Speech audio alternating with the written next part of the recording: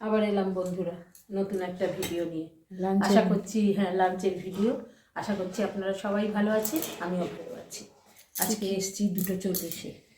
কি কি করেছো আজকে দেখাও। কিছুই সেরকম করিনি।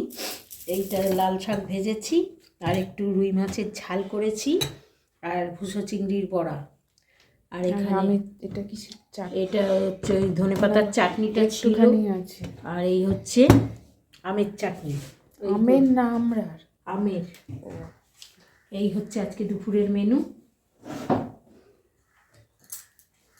অনেকটা বেলা হয়ে গেল, অনেকটা।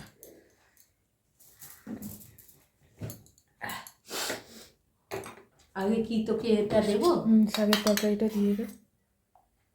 শাকটা দিতে গেলাম, সে তো শাক নিল না। তার শাক আছে, আমায় আবার একটু চাটনি দিয়ে বাড়ি পাঠিয়ে দিল। আমিও চলে এলাম, কি করব। বড় দাদা মুখের উপর তার কি বললাম আমি করছি খাই, বলে আমার শাক আছে, দেখালো আবার।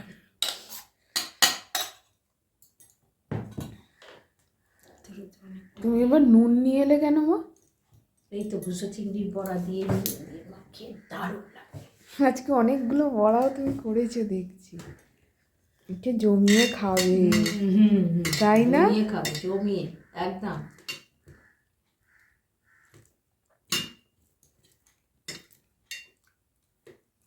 খাবার সামনে থাকলে বুঝতে পারবে না।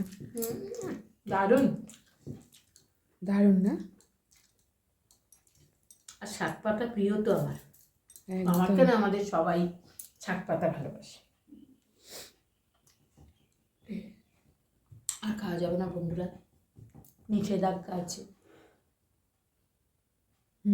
একদমই নিষেধাজ্ঞা। একটু বড়াটা খেয়ে একটা দেখো। কোনো কথা হবে না, কোনো কথা হবে না।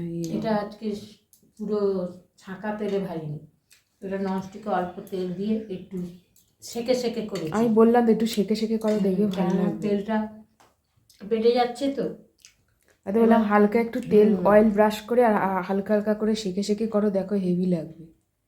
আমার আইডিয়া এটা, বলো। এবার তুমি তো খেয়েই নিলে একটা। আরে নুন দিয়ে মানে মেখে খাবে তো একটু। খাবো খাবো। আমার তো দেখেই সব জিভে জল চলে আসছে।